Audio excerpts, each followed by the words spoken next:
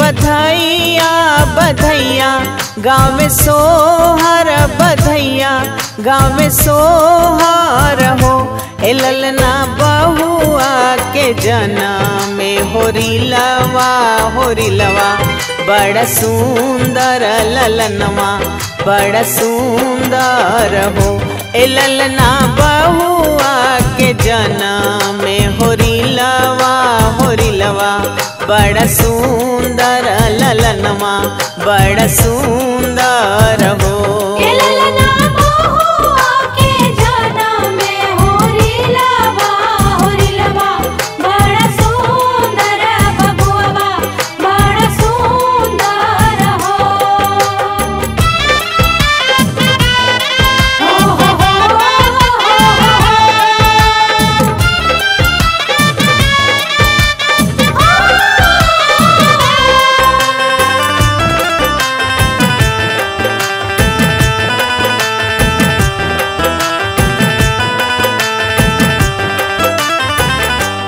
मचिया बैठल भल सासू तब बहुआ से पूछेली बहुआ से पूछेली हो।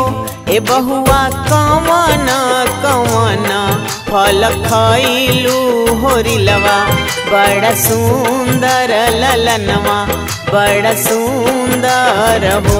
ए बहुआ कवन कवन फल खइलू होरिलवा बड़ा सुंदर ललनवा बड़ा सुंदर हो।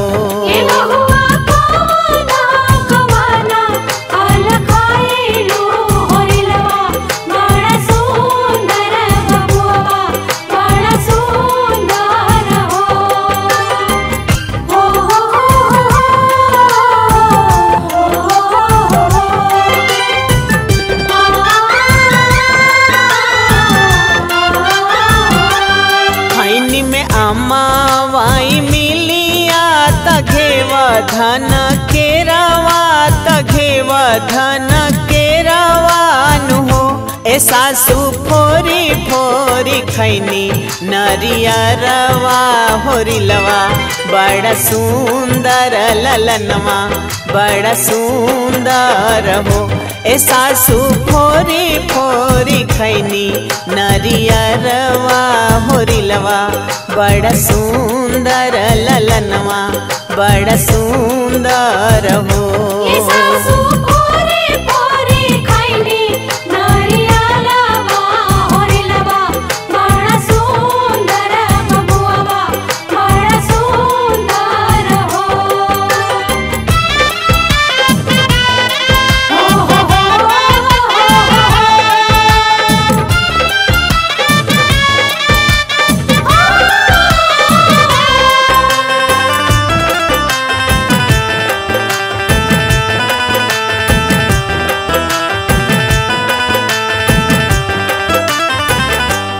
घर में से निकाले नदिया तब भाऊजी से पूछेली भाऊजी से पूछेली हो। ए भौजी कवन जतना तू कइलू होरिलवा बड़ा सुंदर ललनवा बड़ा सुंदर हो। ए भौजी कवन जतना तू कइलू होरिलवा बड़ा सुंदर ललनवा बड़ा सुंदर हो।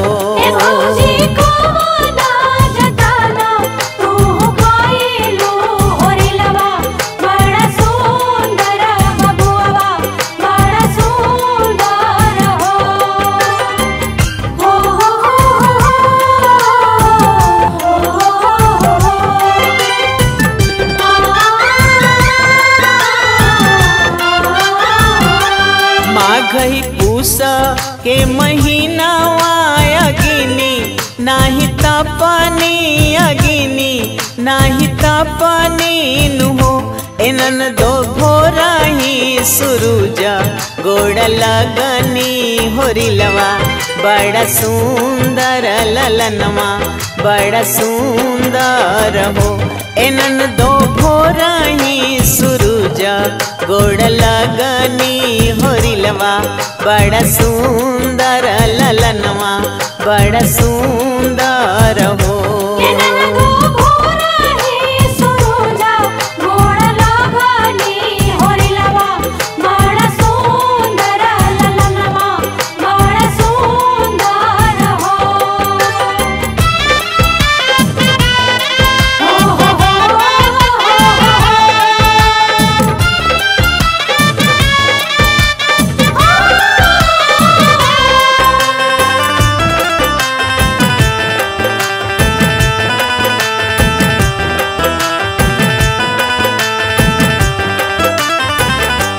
दुआर से आवेला देवरवा त भाऊजी से पूछेला भाऊजी से पूछेला हो।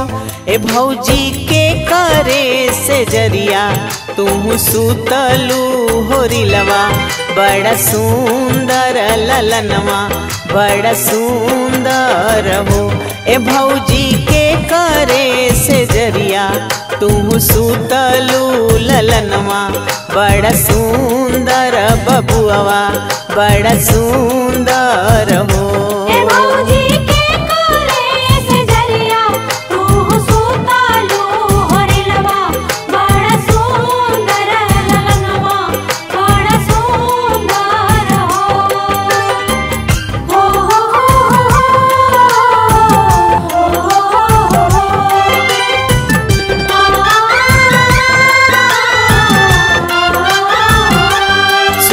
में सैया जी के गोदिया तौनु के से जरिया तौनु के से जरिया नु हो। ए देवर जी सपने लिराउरी सुरतिया ललनवा बड़ा सुंदर बबुआ बड़ा सुंदर हो। ए देवर जी सपने लिराउरी सुरतिया ललनवा बड़ा सुंदर बबुआ बड़ा सुंदर